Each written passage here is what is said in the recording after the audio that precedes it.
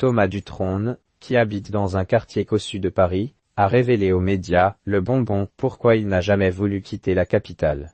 Thomas Dutronne a habité dans le 14e arrondissement de Paris lorsqu'il était jeune et il n'a jamais totalement quitté la capitale depuis. Il faut dire que quelques éléments le retiennent dans la ville lumière. Thomas Dutronne reste à Paris. Le seul truc qui me retient, c'est le 6e, c'est un peu mon quartier, c'est l'arrondissement de Paris que je préfère, a confié le chanteur de 51 ans dans une interview aux médias Le Bonbon.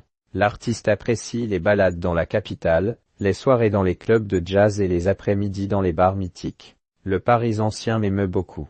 J'ai des souvenirs d'avant, il y avait des merceries un peu partout, a révélé celui qui possède un appartement dans le quartier du Marais, entre l'hôtel de ville et l'île Saint-Louis. Selon Libération. De nombreuses célébrités ont choisi de quitter Paris ces dernières années, mais si Thomas Dutronne n'a jamais souhaité couper les ponts avec la capitale, c'est parce qu'il en apprécie certains aspects. Il y a plein de gens extraordinaires à Paris. Le seul truc qui me retient, c'est ces endroits incroyables de culture, de musique, de peinture, de théâtre et de cinéma. Mais c'est aussi les copains. Pour moi, la richesse de Paris, elle est là, c'est les amis. Thomas Dutronne, sa maison en Corse près de son père et les fils de Jacques Dutronne et de la défunte Françoise Hardy éprouvent de la nostalgie lorsqu'il repense à la maison où il a grandi, située entre d'Enfer et le parc Montsouris. J'y ai vécu jusqu'à mes 25 ans. Parce qu'il y avait 3 étages. Moi, j'avais le 2e et 3e étage, rien que pour moi. Ce qui posait problème, c'est que mes copains sonnaient des fois à minuit,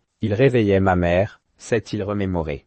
Aujourd'hui encore, Thomas Dutronne réside proche de son père. S'il habite à Paris une partie de l'année, il possède une maison située non loin de celle de Jacques Dutronne, en Corse, dans le village de Lumio, où résidaient également Muriel Robin et Anne Le Naine, qui auraient vendu leur maison selon Pur et Peuple.